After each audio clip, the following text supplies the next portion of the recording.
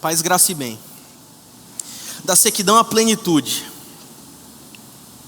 Da sequidão à abundância. E os princípios para uma vida mais que abundante. A priori, essa série seria a respeito de princípios da administração financeira, administração de recursos. Esse era o cronograma. No entanto, Deus começou a mover-se no momento da campanha, por ocasião da campanha dos 40 dias de milagres com Jesus. E nós começamos a ver e estudar novamente a obra de Jesus e a ação de Jesus dentro dos relacionamentos e dentro das casas. E começamos a ver também Jesus ajudando pessoas, libertando pessoas, por ocasião também dos 40 dias de milagres com Jesus. E vimos também pessoas em situações difíceis, vivendo experiências espirituais grandiosas, mesmo vivendo momentos difíceis. E então eu mudei o foco da mensagem para falar de como o contentamento em Cristo é mais importante do que posses. Porque isso culminou inclusive em conversões ao final da cantata. Na cantata nós tivemos cerca de 6 pessoas que fizeram uma profissão de fé. E essas pessoas vindo dos mais variados contextos e histórias de vida, mas todas elas têm algo em comum. Jesus veio para tirá-las da sequidão e levá-las à plenitude. Louvado seja o seu santo nome. Então, em vez de eu falar de recursos financeiros, eu posso falar isso em outra série. Mas algo que Deus trouxe ao nosso coração é que os princípios para uma vida mais que abundante passam pela presença de Jesus em nossas vidas. E hoje nós iremos falar a respeito das casas, porque estamos no mês da família. Então nós estamos falando de contentamento bíblico e como o contentamento bíblico afeta as famílias. Você não precisa de outra família. Você precisa dessa família que você tem com Jesus nela, dentro dela. Você não precisa de outro filho. Semana passada falamos dos ídolos do lar, com a história de Raquel. Você não precisa de outro filho ou de mais um filho. Você não precisa de um outro marido ou de um outro relacionamento ou de mais dinheiro. Você precisa enterrar os seus ídolos debaixo da cruz e assim ter a liberdade e a libertação. E hoje nós iremos falar sobre como Jesus organiza a nossa casa. Como Jesus organiza a nossa casa. Muitos de vocês precisam da casa organizada, porque a casa de alguns de vocês está desorganizada. E Jesus, Ele organiza a nossa casa. Quantos podem dizer amém? A frase com a qual começo hoje é a seguinte: convide Jesus para a intimidade da sua casa, pois é nessa intimidade que o céu invade a sua sala de estar. E os seus olhos, assim como os olhos dos discípulos de Emaús, começam a se abrir. Vou repetir essa frase porque é uma frase longa. Convide Jesus para a intimidade da sua casa, pois é nessa intimidade que o céu invade a sua sala de estar. E os seus olhos, assim como os olhos dos discípulos no caminho para Emaús, começam a se abrir. Queridos, nós estamos falando a respeito de vida mais que abundante no mês da família. Famílias mais que abundantes no mês da família. Lembrando que quarta-feira tem um mega discipulado em que nós iremos estressar este conceito em estudos temáticos e no sábado teremos o nosso batismo, ajuntamento de panela e convivência, e no domingo teremos a primeira ceia dos batizados. Que coisa extraordinária! Isso é viver com abundância, a vida em comunidade, a vida no GC, a vida em que Jesus está, a vida em que Jesus invade a sala de estar. Eu conto a história do nosso GC ali em Igapara, quando sexta-feira estávamos no meio de uma grande chuva que possivelmente impossibilitaria de nós irmos ao GC. Por quê? Porque o carro que a gente estava era um carro que ele estava sem ar-condicionado, então a gente tinha que tomar cuidado, porque quando chove muito a gente não consegue enxergar direito a rua. E tudo dependia se nós iríamos conseguir superar a chuva. E aí eu falei com a Lorena: amor, a gente tem que orar para a chuva passar. E a gente já estava quase desistindo de ir, e íamos mandar a mensagem dizendo que não íamos mais. E então a Sara, que é a Sara Castro, lá de Igapara, ela manda uma mensagem no grupo de jovens dizendo assim: pode começar o horário que for, mas vocês têm que vir para o GC. O GC não pode deixar de acontecer. E nesse momento eu fiquei impactado, porque eu percebi o motivo da mensagem.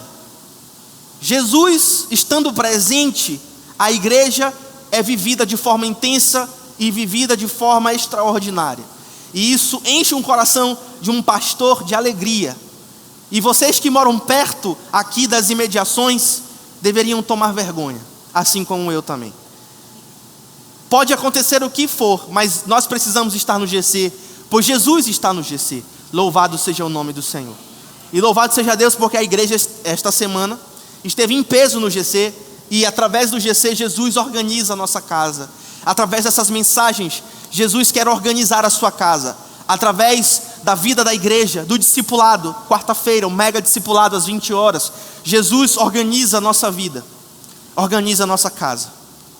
Quantas famílias convivem e nessa convivência tem afeto, mas ao mesmo tempo tem conflito? Essa é a coisa normal. Tem sonho, mas também tem frustração. Tem conquista, mas também tem derrota. Se nós quisermos viver uma vida mais que abundante dentro de casa, nós precisamos entender que o Evangelho, ele tem que ser além de um discurso, ele precisa se tornar uma prática, ele precisa se tornar real. E ele precisa da presença de Cristo e de transformação que Cristo pode trazer e quer trazer. Porém, a verdade é que muitas casas nessa noite estão em desordem. E Jesus quer organizar essas casas. Este texto que iremos ler hoje, que é o texto de Lucas capítulo 24, ainda não abre lá, você vai abrir daqui a pouco. Ele nos mostra o que acontece quando Jesus entra na casa e toma de nós o pão, e ele se torna o protagonista. Jesus entra em cena na vida de dois discípulos confusos, na vida de dois discípulos que estavam andando para longe da promessa de Deus, porque a promessa de Deus não ia acontecer em Emaús, a promessa de Deus ia acontecer em Jerusalém. O derramamento de poder iria acontecer em Jerusalém e não em Emaús. Então, porque os discípulos estavam indo para longe da promessa? Eram dois discípulos desordenados, desorganizados, confusos, andando para longe da promessa. Eram discípulos que ainda não tinham percebido que a vida deles havia sido radicalmente transformada, porque Jesus de fato havia ressuscitado.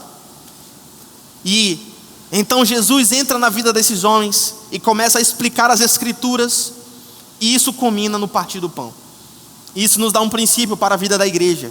A vida do púlpito, a vida dos bancos da igreja sempre deve terminar no partir do pão. É por isso que nós gostamos muito de comer. A vida cristã é receber, celebrar e repartir. E nisso nós vivemos a vida cristã intensamente. Então, queremos que você viva a vida cristã intensamente, com Jesus organizando a sua vida e você tendo uma experiência espiritual genuína. Então, Jesus organiza toda a casa que está disposto a ouvi-lo. A sua casa está disposta a ouvir Jesus nessa noite? Eu quero que a sua casa esteja disposta a ouvir a voz de Deus nessa noite. Então, Jesus entra na vida daqueles homens e mostra-nos um padrão espiritual. Jesus organiza a casa que está disposta a ouvi-lo e a obedecê-lo. Hoje nós iremos então caminhar por 3 passos que abrem espaço para a organização que Deus quer trazer. Preste atenção nisso aqui. Você tem uma casa desorganizada em algum ponto. Nenhuma casa de crente é 100% organizada. Em algum momento o seu relacionamento está disfuncional, porque isso emana de um coração pecador. O seu coração é pecador, o meu coração é pecador. Então nós precisamos que o nosso coração esteja ordenado por aquele que pode ordenar corações, e o seu nome é Jesus de Nazaré.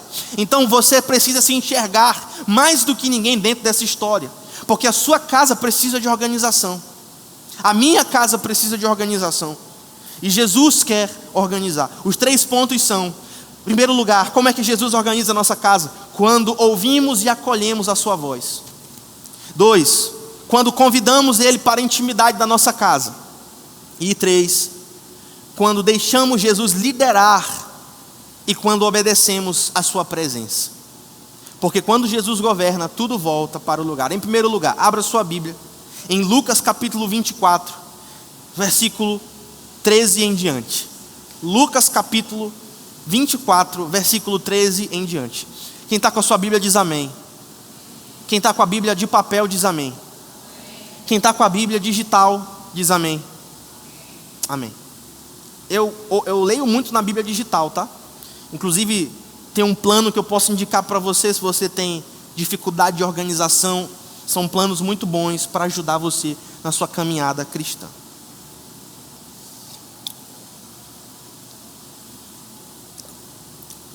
Em primeiro lugar, ouça e acolha Jesus na jornada da sua dor.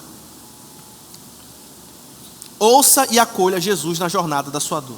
Versículo 13 diz assim: naquele mesmo dia, 2 dos seguidores de Jesus caminhavam para o povoado de Emaús, a 11 quilômetros de Jerusalém. No caminho, falavam a respeito de tudo que havia acontecido. Ora, só um parênteses aqui: o que havia acontecido? Jesus havia ressuscitado, mas antes ele havia sido morto, julgado. Os seus discípulos haviam sido dispersos.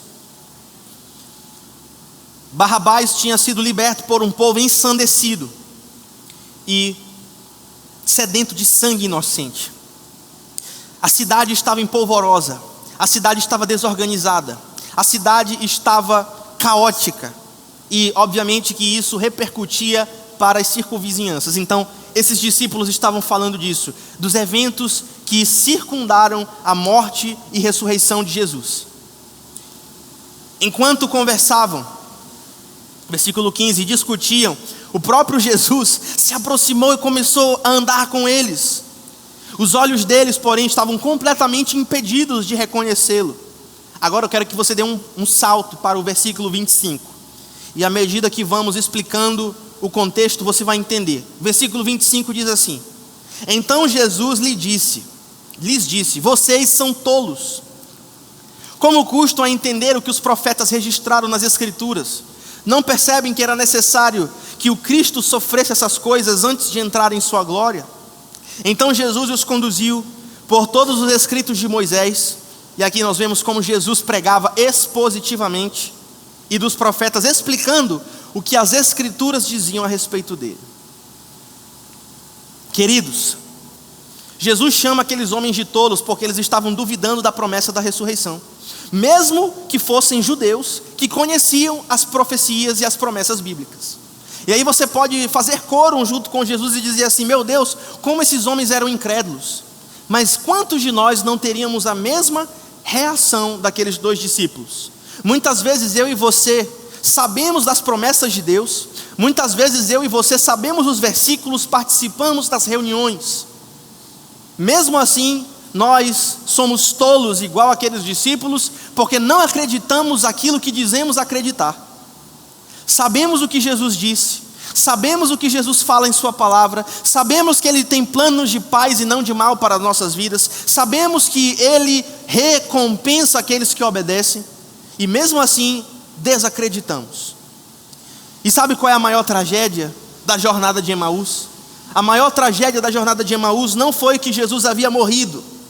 A maior tragédia da jornada de Emaús foi que Jesus estava ali, caminhando com os discípulos, e eles não conseguiam reconhecê-lo. Em outras palavras, mais uma vez, eles sabiam das promessas, eles haviam escutado os profetas, eles provavelmente já haviam ouvido algum burburinho de que Jesus tinha ressuscitado, mas eles estavam feridos. Preste atenção, eles eram seguidores de Jesus, eles viram Jesus fazer milagres, eles sabiam que Jesus era capaz de fazer aquilo que dizia que fazia. Eles viram Jesus, ou pelo menos ouviram Jesus ressuscitar o morto. Eles ouviram e viram Jesus trazer a filha de Jairo para a vida, curar leprosos, curar enfermos, ressuscitar os mortos. E eles esperavam, assim como muitos outros esperavam, que Jesus trouxesse uma libertação militar e política. Então eles tinham expectativas de que Jesus iria ser exatamente aquilo que eles achavam que Jesus seria. E então Jesus aparece do lado deles, e eles não reconhecem Jesus. Sabe por quê? Porque eles acharam que essa história que Jesus estava contando não era interessante.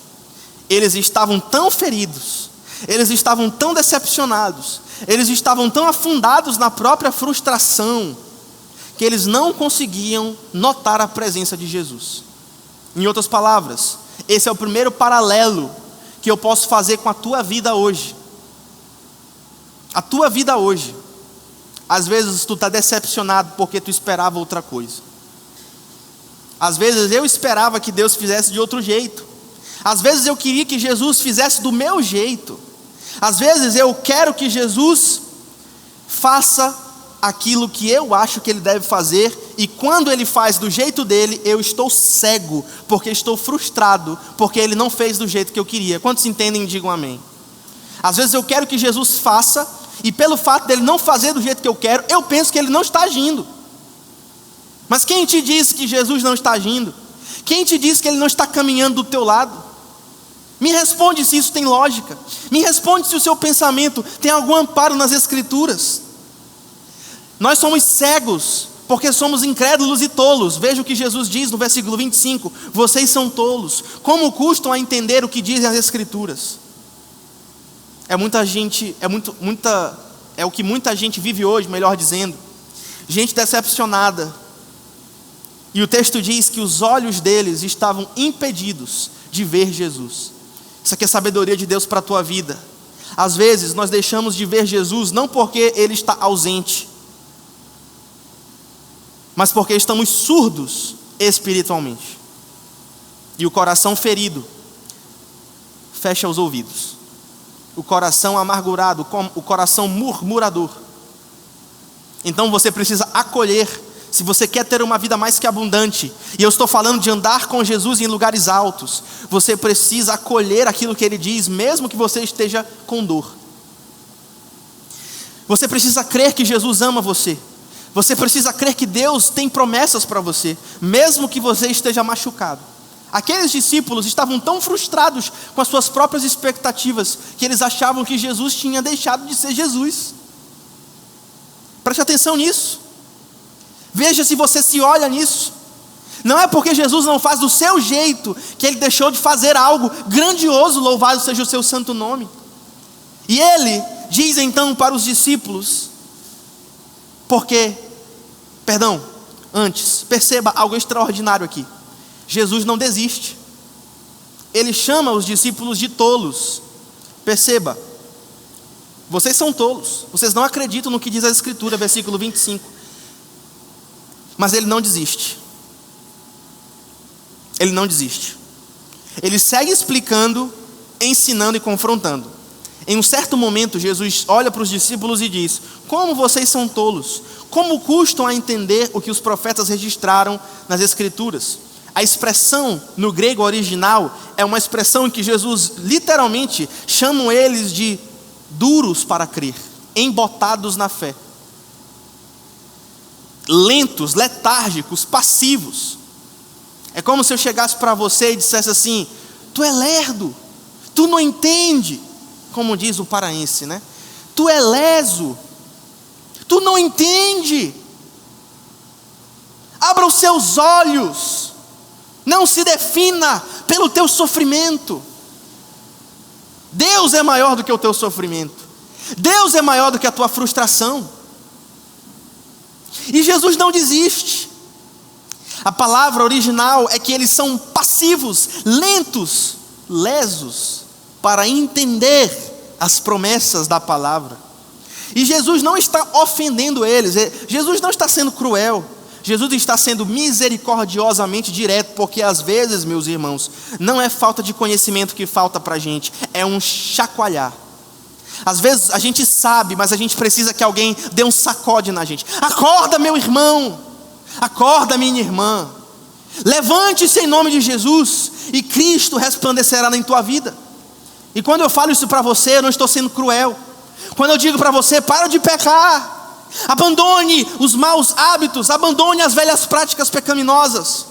Quando eu digo para maridos, ame a sua esposa, como Cristo amou a igreja. Quando eu digo para a esposa, respeita o seu marido. Quando eu digo para os filhos, obedeçam os seus pais. Quando eu digo para os pais, não provoquem os filhos à ira. Eu não estou sendo cruel, ou não está me faltando misericórdia, mas eu estou sendo misericordiosamente direto, porque muitos lares não vivem de forma abundante, porque não têm ouvidos ensináveis, meus irmãos. Tem uma fé superficial, que não ouve, que ouve de longe, mas não se rende por inteiro. Então acolha Jesus no meio da sua dor. Não permita que a dor fale mais alto do que a promessa de Deus. É assim que você tem uma vida abundante. Aqueles discípulos quase perderam um jantar com Jesus, porque eram lesos espiritualmente, eram passivos e duros de entender, duros de coração. Às vezes sinto-me assim em relação à nossa igreja. Por quê? Porque tem muitas dificuldades. Todas as igrejas têm, e todos os pastores passam por isso, sim ou não? A equipe que trabalha comigo, todos nós passamos por isso. Temos reuniões discutindo coisas que às vezes não fazem sentido financeiramente, administrativamente. Só que a gente continua porque nós não permitimos que as nossas planilhas financeiras ditem aquilo que Deus diz para nós. Louvado seja Deus. Nós não permitimos que as dificuldades da vida pastoral ditem para nós aquilo que Deus nos deu de direção. E isso deve ser para a sua vida também. Não é porque o teu filho está pior a cada dia que você tem que desistir da palavra de Deus para ele. Não é porque você não vê um fruto visível de forma rápida, do jeito que você queria, que Deus não está dando fruto. Aleluia! Então, acolha a voz de Deus no meio da sua dor. Ouça mais a voz de Deus em vez da sua dor. E é assim que você vive uma vida abundante, mais que abundante. Como eu disse, todos vocês são crentes em Jesus. Todos vocês já têm tesouros nas regiões celestes em Cristo Jesus. Porém, muitos de vocês, mesmo tendo herança, vivem uma vida seca. Por isso que o nome da série é Da Sequidão à Plenitude. Se você quer que Jesus organize a sua casa, os discípulos de Emaús quase perderam a oportunidade de Jesus organizar a casa deles. Permita que a voz de Jesus penetre a dor. Permita que a palavra de Jesus atravesse o trauma. Permita que a palavra de Jesus cure a frustração. Jesus continua falando. Jesus continua explicando e ele bate a porta. Mas Jesus só entra onde há rendição. E aqui vamos para o segundo ponto. Não somente você precisa acolher e ouvir a voz de Jesus no meio da dor, como você precisa convidar Jesus para a intimidade da sua família. Diga para a pessoa que está do seu lado: convide Jesus. Mais forte, porque às vezes vocês estão com um pouco de sono. Diga para a pessoa que está do seu lado: convide Jesus para a intimidade da sua família.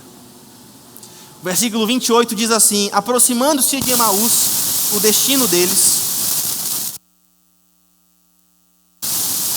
Aproximando-se de Emaús, o destino deles, Jesus fez como quem seguiria a viagem, mas eles insistiam. Só mudar a frequência aqui do meu microfone, peraí. Mas vamos lá, enquanto ele me traz um outro microfone, eu vou continuar aqui.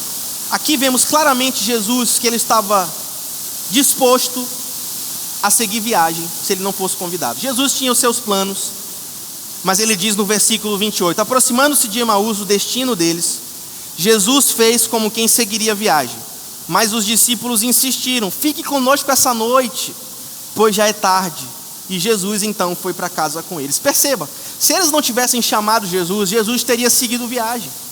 Jesus teria ido embora, seguido o caminho dele. Fica conosco. E essa foi a resposta dos discípulos. Quando Jesus viu a intenção do coração daqueles discípulos, ele entra, porque foi convidado. E o mesmo vale para nós hoje. Eu não estou dizendo que Jesus não é soberano, mas Jesus, ele não fica onde ele não é celebrado. Jesus não fica onde ele não é honrado. A Bíblia diz que Deus habita no meio dos louvores do seu povo. E nós precisamos entender que isso se aplica também às nossas casas. Há muitas famílias onde Jesus é mencionado. Há muitas famílias que vivem como se de fato Jesus fosse simplesmente uma nota de rodapé lá no cantinho da página. Quem aqui já fez trabalho científico sabe do que eu estou falando. Você faz uma nota de rodapé só para que o seu trabalho não fique descredibilizado. Muitos crentes querem Jesus no rodapé da sua família só para dizerem que são uma família cristã. A minha família está debaixo da graça, e pode até ser que esteja, mas não adianta a sua família estar debaixo da graça e ser desorganizada espiritualmente.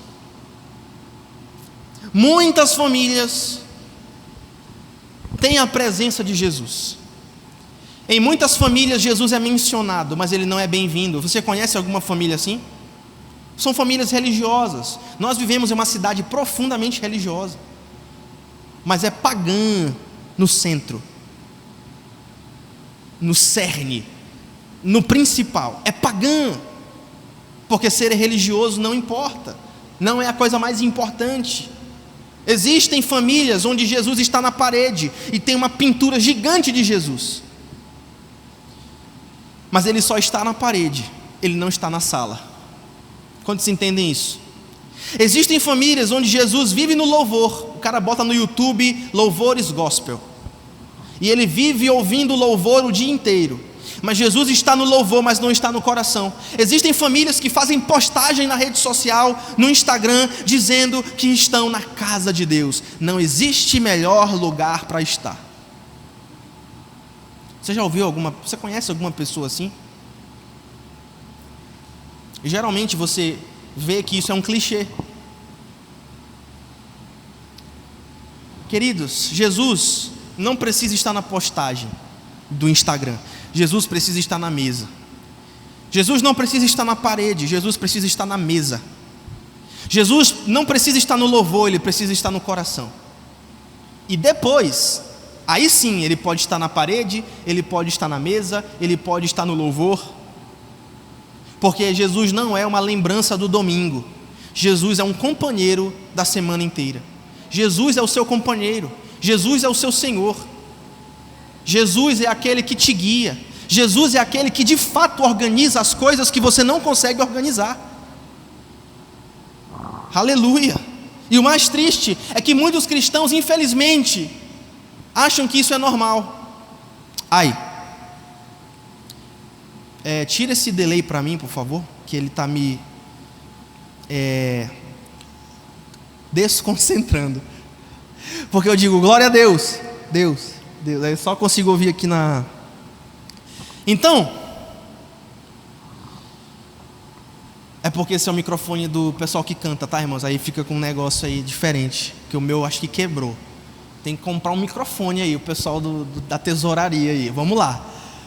Pessoal, vamos continuar. Irmãos, não ache isso normal. Quantos estão comigo, digam amém. Não ache isso normal. Não ache normal Jesus estar na parede, mas não está na sala. Não ache normal Jesus estar no louvor do YouTube, mas não está no coração. Não ache normal um cristianismo religioso, mas ao mesmo tempo morto. Eu vou dar um exemplo disso. Eu estava falando isso com a Lorena, eu falei isso com a minha mãe, eu falei isso com a Cris, eu falei isso com o conselho da igreja. Sabe por que tem gente se convertendo ao catolicismo hoje, romano? Por causa da arquitetura.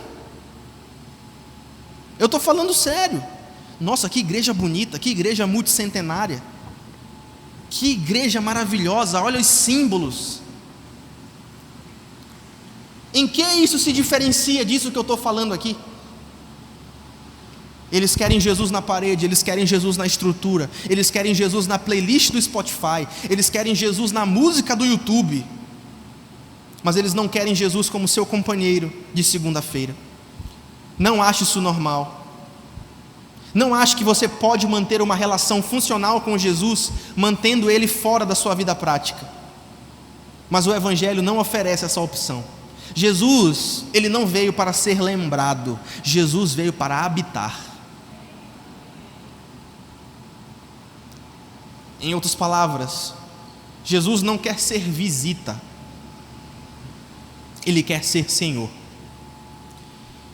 Jesus, Ele não quer passar a noite, Ele quer transformar de forma sobrenatural o ambiente. Sabe, naquela época, uma das coisas mais normais era você ser uma pessoa hospitaleira.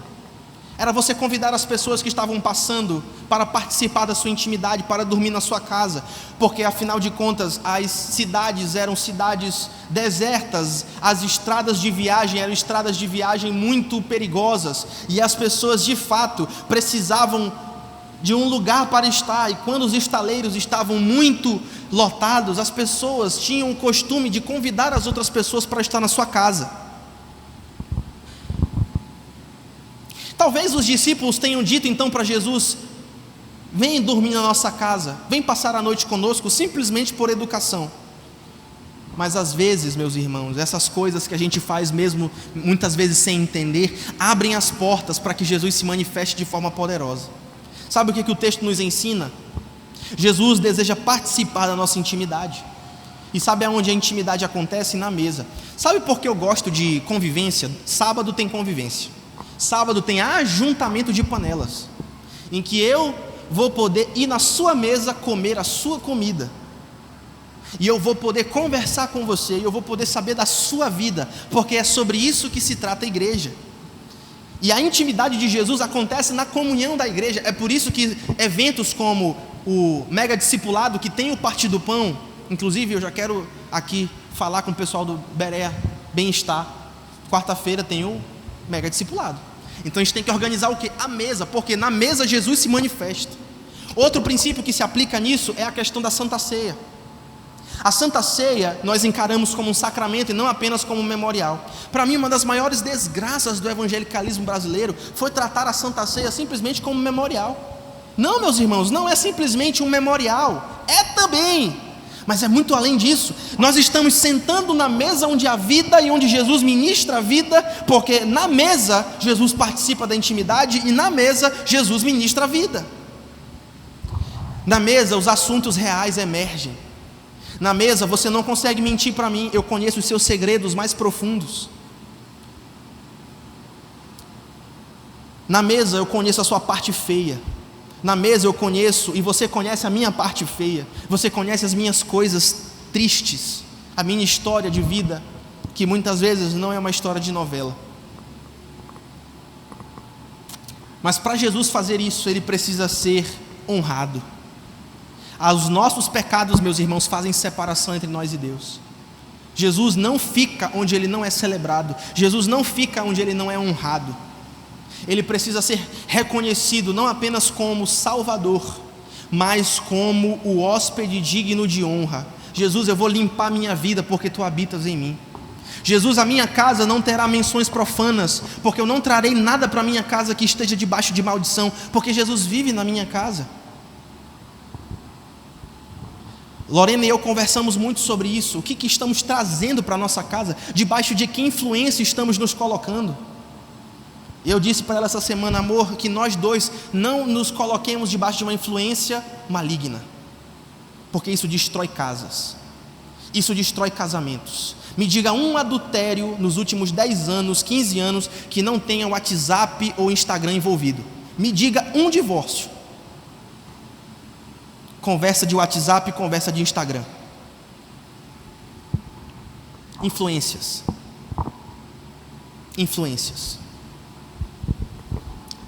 Jesus precisa de um ambiente limpo. ele precisa de um convite sincero, ele precisa de honra. Não é que ele precisa de honra, eu estou dizendo no sentido figurado, de que ele não fica onde ele é desonrado. Quantos entendem, digam amém. É isso que eu estou dizendo, não estou dizendo que ele precisa de algo, eu estou dizendo que para que nós tenhamos uma vida mais que abundante, para que nós saiamos da sequidão e passemos à plenitude, nós precisamos viver de tal forma que Jesus seja honrado em nossas vidas. É isso. Sabedoria de Deus para a tua vida. Convide Jesus para a intimidade da sua casa, pois é nessa intimidade que o céu invade a sua sala de estar, e os seus olhos, assim como os dos discípulos de Emaús, são abertos. Quantos de vocês querem que Jesus invada a sua sala de estar? Aleluia. Esse mês eu vou comprar uma caixa de som, e eu vou botar uns louvores no meio da sala, e eu vou começar a colocar louvor alto, para que eu comece a ouvir aquelas mensagens, e aquilo entre na minha vida, e aquilo encha a minha casa, e eu consiga viver aquilo dentro da minha casa. Convide Jesus para que Ele invada a sua sala de estar. Então, se você quer ver a transformação da sua família, comece com um convite sincero, e faça como aquela música que diz assim: fica, Senhor, já se faz tarde, Tu tens o meu coração para pousar. Aleluia. Faz em mim morada permanente, fica na minha casa, fica na minha vida. Tem uma música que eu estou ouvindo agora, que eu coloquei uma playlist para ouvir. Aí tem uma música que é de uma artista, que ela diz assim: passa lá em casa, Jesus. Quem conhece essa música? Essa é uma música muito simples, eu acho que a gente vai cantar aqui na igreja, no mês da família. Passa lá em casa, Jesus, na minha família, Jesus, cura minha família, traz vida, traz vida, traz vida. E eu gostei muito dessa música, porque ela não é uma música complicada, ela é uma música mais no estilo de uma oração, porque quando eu oro para Jesus mudar a minha vida e a vida da minha família, é assim que eu oro. Às vezes eu não... Quantos de vocês já passaram por isso? Você não sabe o que você vai orar para Deus, e você fica repetindo aquilo: traz vida, Senhor, traz vida na minha casa, traz vida na minha família, vem, Senhor, vem, Senhor. Todas essas outras influências estão acabando com a minha casa, toda essa outra coisa está acabando com a minha família, mas vem para a minha casa, vem para a minha família, transforma a minha vida, traz vida na minha casa. É assim que a gente ora. Convide Jesus para que Ele invada a sala de estar. Louvado seja o seu santo nome. Fica, Senhor, já se faz tarde, tens meu coração para pousar.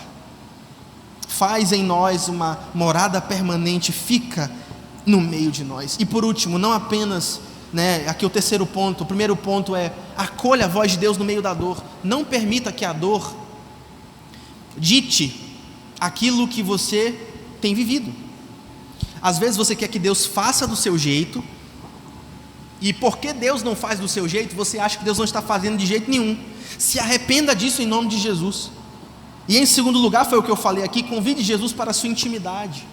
Jesus não fica onde é desonrado, Jesus não fica onde não é obedecido, Jesus não fica onde há uma atitude de rebeldia. Amém? E por último, deixe Jesus liderar. Acolha a voz de Deus, convide Jesus e deixe Ele liderar. Versículo 30 até o 32 diz assim: quando estavam à mesa, Jesus tomou o pão e abençoou, depois partiu e deu-lhes. Então os olhos deles foram abertos e o reconheceram. Nesse momento ele desapareceu. Disseram um ao outro: não ardia o nosso coração quando ele falava conosco no caminho e nos explicava as Escrituras? Olha que coisa extraordinária. Jesus vai para a tua casa e Ele ministra a refeição. Ora, mas a casa é minha. Não, a casa não é sua, a casa é de Jesus.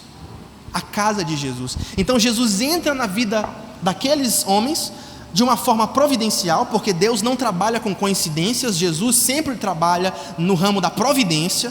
Jesus então faz uma das cenas mais extraordinárias dessa narrativa. Jesus, ele não era o hóspede, perceba isso. Jesus não era o anfitrião. Jesus não era o dono da casa. Jesus nunca tinha visto aqueles homens na vida, e os homens nunca tinham visto Jesus, pelo menos não dessa forma como ele estava se apresentando. Era uma experiência completamente nova para eles. Jesus então não era o dono da casa, mas mesmo ele não sendo o dono da casa, ele se torna um anfitrião. Ele não espera que ninguém sirva a ele, ele toma a iniciativa. Jesus assume o controle da mesa e ele parte o pão. Isso significa que ele tem intimidade conosco, e quando nós temos intimidade com ele, veja o que o versículo diz: os olhos deles foram abertos. Queridos, quando temos intimidade com Jesus, nós vemos quem de fato ele é. Nós vemos o quanto temos perdido. Nós vemos o quanto o pecado é uma insanidade e não faz nenhum sentido. Nós vemos o quanto nós precisamos viver intensamente essa vida que ele nos chama para viver, uma vida mais que abundante, não uma vida seca, mas uma vida abundante. Por quê? Eu te pergunto, porque essa é a lógica do reino. Perceba, a lógica do reino é que Jesus não entra na nossa casa para ser decorativo. Danem-se os quadros artísticos de Jesus pendurados na sala. Dane-se o Salmo 91 aberto no meio da mesa, na frente da sala. Dane-se os cânticos religiosos. Nada disso importa. Jesus não quer ser decorativo. Jesus quer entrar para governar. Jesus quer passar lá em casa, como diz a música, para trazer vida. Aleluia. A mesa era dos discípulos, a casa era dos discípulos, mas Jesus assume, e quando ele assume, ele parte o pão. Quando Jesus assume, sabe o que ele faz? Ele decide o que será servido no jantar. Quando Jesus assume, ele vai guiando a conversa, tanto que Jesus estava ensinando as escrituras para aqueles homens. Quando Jesus assume, ele comanda o ambiente. Quando Jesus assume, porque ele não quer simplesmente ser decorativo, quando Jesus assume, ele vai ditar as roupas da casa. Quando Jesus assume, ele vai ditar os hábitos da casa. Quando Jesus assume, ele vai ditar o que se assiste e o que não se assiste mais na TV. Ele vai ditar aquilo que se ouve e o que não se ouve mais no Spotify. Quando Jesus assume, ele vai ditar o tom da fala nos relacionamentos entre marido e mulher e marido, entre pais e filhos. Quando Jesus assume, ele vai ditar o jeito como as pessoas se tratam. E é aqui que vocês e eu tropeçamos. Oh meu Deus, porque nós gostamos é de ser religioso, sim ou não? A gente gosta do status no WhatsApp, a gente gosta da foto do Instagram, mas a gente não tem nenhum comprometimento com transformação real. Porque para ter transformação real, Jesus quer sair da parede e ele quer vir para a mesa. Jesus quer sair do YouTube e ele quer vir para a sala de estar. Eu estou atacando a sua hipocrisia. Eu estou atacando a hipocrisia desse evangelicalismo absolutamente raso, que serve de estorvo, que serve de escândalo para aquelas pessoas que não conhecem a Jesus. Isso não é fé. Fé é quando Jesus de fato transforma, e é sobre isso que é o Evangelho. É sobre isso que é o Evangelho. O Evangelho não é sobre arquitetura. O Evangelho não é sobre a estética em primeiro lugar. O Evangelho é sobre uma boa nova, quando Deus transforma a vida de um homem e de uma mulher, e faz desse homem e dessa mulher novas criaturas, que agora tem um novo desejo em seu coração, e o seu desejo é honrar a Deus acima de todas as coisas. Você conhece alguém que gosta de ser religioso, mas que não quer ser comandado por Jesus? Você conhece alguém que quer que Jesus resolva os problemas, mas não quer que ele mude as prioridades? Você conhece alguém que quando está apertado quer o alívio que Jesus pode dar, mas não quer se render? Às vezes tem descrente que me pede oração. Pastor, ora por mim. Eu falei, cara, não sei se eu quero orar por você, porque quando você ficar curado, você vai esquecer de Jesus. Às vezes Jesus quer que tu fique aí, para aprender mais algumas coisas. Agora, já estou terminando. Perceba o que ele diz no versículo 33. Na mesma hora levantaram-se, depois que Jesus se revela para eles, depois que Jesus some dali, depois que ele já teve aquele momento de intimidade e ensino, Depois que ele já teve aquele momento de mesa, versículo 33 nos diz: e na mesma hora levantaram-se e voltaram para Jerusalém. Depois de terem uma experiência que transformou a sua vida de forma completa, eles se encontram com os 12 discípulos e os outros que estavam reunidos entre eles, que lhes disseram: é verdade que o Senhor ressuscitou. Ele apareceu a Pedro. Perceba, imediatamente eles se levantaram e foram para Jerusalém. Sabe por quê? Porque quem reconhece Jesus como Senhor não negocia a obediência e sai imediatamente do lugar da frustração. Vocês lembram que eles estavam frustrados? Poxa, não foi do jeito que a gente queria. Poxa, Jesus não tomou o poderio militar e nem fez um reino político. Poxa, deu tudo errado do jeito que a gente estava imaginando. Poxa, Jesus infelizmente morreu, faleceu. Mas Jesus então transforma a vida daqueles 2 homens. O coração deles é colocado em chamas pela presença do Senhor, e eles imediatamente saem do lugar da frustração e vão rumo à missão e ao centro da vontade de Deus. Então eu vou repetir essa frase: quem reconhece Jesus como Senhor não negocia a obediência e sai imediatamente do lugar da frustração rumo à missão e ao centro da vontade de Deus. Quantos entendem isso? Digam amém. Querido, Deus quer te tirar do lugar da frustração. Vocês que vivem frustrados, vocês que talvez falem coisas que não deveriam falar, da forma como vocês acham que Deus deveria agir, Deus está te chamando para ter intimidade. E quando você começar a ter intimidade com Ele, você vai imediatamente sair do lugar da frustração e vai ir para o lugar da missão e para o centro da vontade de Deus.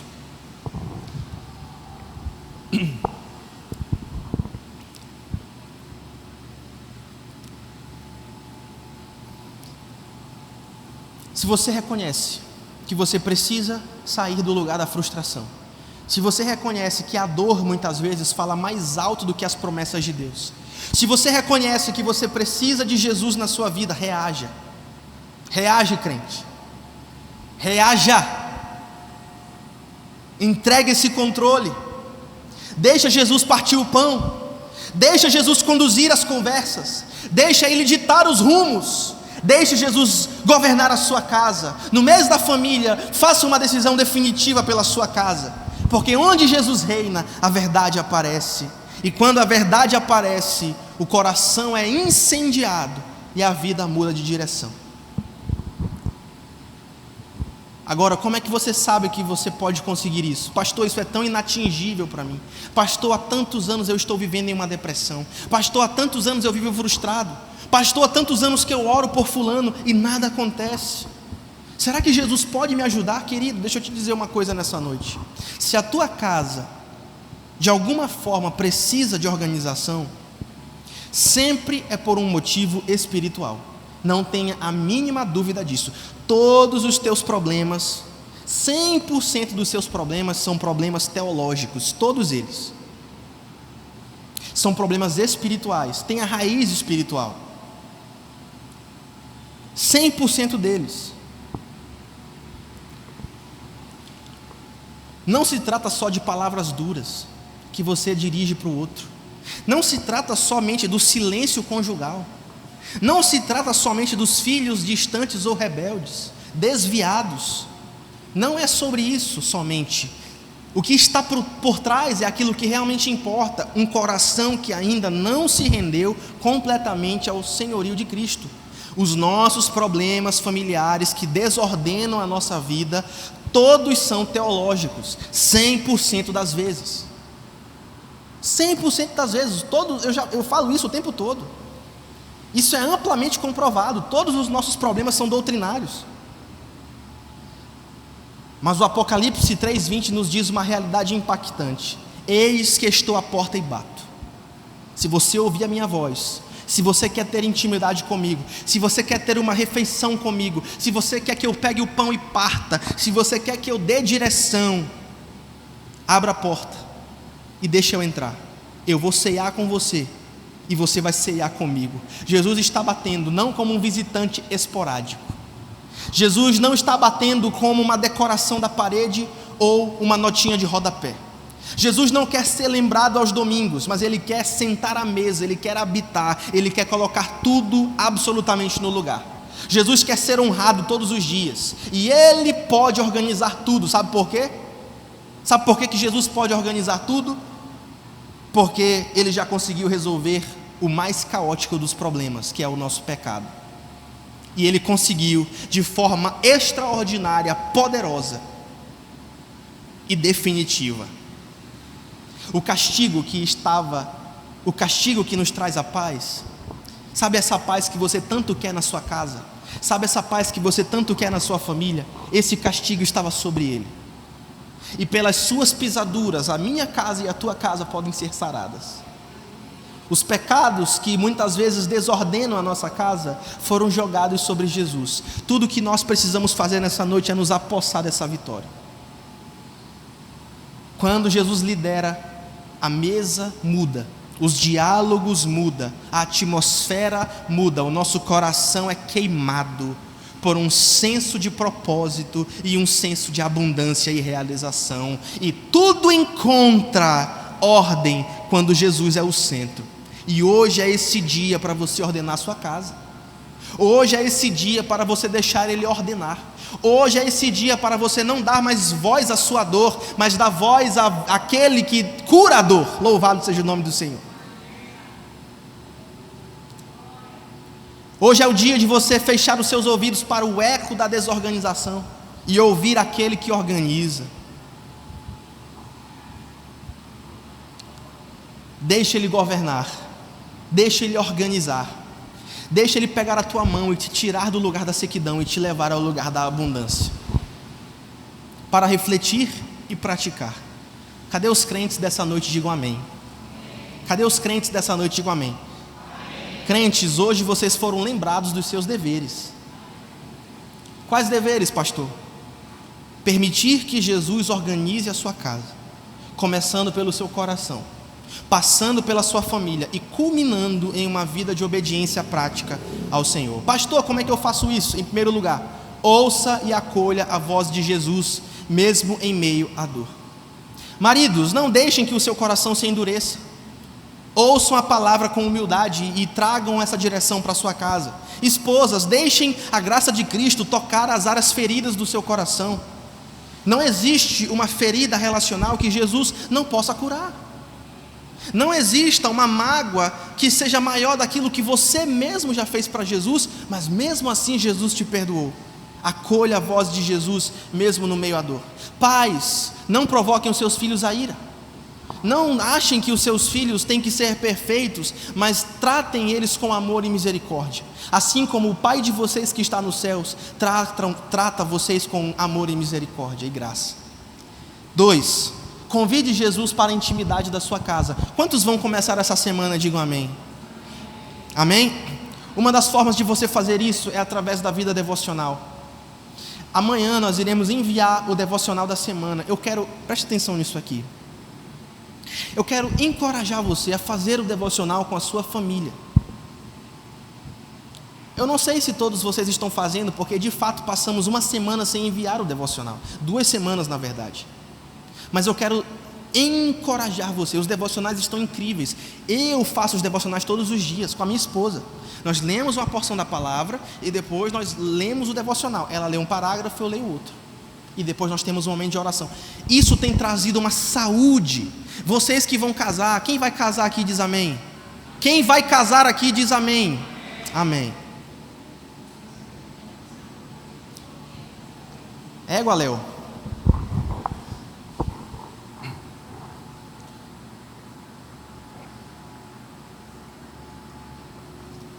Quem está solteiro aqui diz amém. Levanta a mão. Tá. Tu tá solteira, Maria. Maria tá solteira? João tá solteiro? Meu Deus. Vou dar uma dica aqui para vocês. Hoje nós começamos esse hábito que entrou para o nosso casamento de ler a palavra todos os dias e orar todos os dias no namoro. Orávamos todos os dias. Oração pelo WhatsApp, oração pela ligação do WhatsApp, vocês precisam cultivar a intimidade de Jesus com a sua família desde cedo. E quando nós casamos, todos os dias lemos a Bíblia e oramos juntos. Já estamos na terceira leitura da Bíblia, Lorena e eu, de cabo a rabo. Já lemos um ano a Bíblia toda, já lemos o segundo ano a Bíblia toda, e agora nós estamos lendo um plano de 2 anos para ler a Bíblia toda. Vamos ler a metade da Bíblia em um ano e a outra metade no outro ano, todos os dias. Isso tem sido algo vital para o nosso relacionamento, para a paz da nossa casa, para que Jesus entre na nossa rotina, para que nós passemos o dia pensando nas coisas terrenas, nas coisas celestes e não nas coisas terrenas. Oramos juntos nas refeições. Às vezes não estamos com a vontade de orar, mas esse hábito não é simplesmente algo mecânico, é um instrumento de vida, a vida de Cristo dentro do nosso casamento. Então essa é uma dica aqui para os solteiros. Você que quer casar, você tem que ser crente antes de querer namorar. Você tem que querer ser um discípulo de Cristo antes de querer ser um marido ou uma esposa, porque senão você não está pronto para o desafio que é o casamento. O casamento é muito complexo, irmãos. Não é brincadeira. E é por isso que pessoas sem essa intimidade profunda com o Senhor divorciam. Não entendem, não conseguem navegar pela complexidade do que é esse relacionamento entre duas pessoas pecadoras. Não é fácil, não é simples, mas é possível e é glorioso. E só é possível e glorioso quando Jesus é convidado para essa intimidade. E se você já está em um relacionamento que não está tão bom, convide ele mesmo assim, porque se está desorganizado, ele pode organizar. Louvado seja o nome do Senhor. Se você começou errado, meu querido, meus irmãos, Jesus tem graça para você. Jesus tem poder para te ajudar. Jesus tem amor no seu coração e misericórdia para pegar na sua mão e te colocar de pé. Não desista, persevere, busque a Deus com integridade e chame Ele para a intimidade da sua vida. Troquem as palavras duras por conversas moldadas pela presença de Jesus. Jesus quer estar na sala. Às vezes eu falo duro com a minha esposa e aí eu lembro, meu Deus, Jesus está aqui do meu lado, não deveria falar duro com ela, meu Deus. E às vezes ela fala duro comigo, aí eu digo assim para ela, Jesus está te vendo, você me maltratando desse jeito, né? É assim que a gente... E de fato Jesus está ali, e não entristeça o Espírito Santo, não entristeça a presença dEle, meu Deus. E por último, deixe Jesus liderar, amém? Deixe Ele partir o pão, deixe Ele ditar as suas roupas, deixe Ele ditar os seus hábitos, deixe Ele ditar as suas redes sociais. Depois de hoje vocês vão lá em quem você segue e você vai deixar de seguir um monte de gente, em nome de Jesus. Deixa Ele liderar a sua casa, liderar a sua vida. Agora eu quero te abençoar, levante sua mão em nome de Jesus. Com os corações crentes recebam a bênção de Deus, aquele que é poderoso para guardá-los de tropeçar e de apresentá-los sem culpa diante da presença de sua glória. Com transbordante alegria, ao único Deus sábio, sejam dadas glória e majestade, domínio e poder, agora e para todo sempre. E a igreja concorda em fé, dizendo: amém, amém.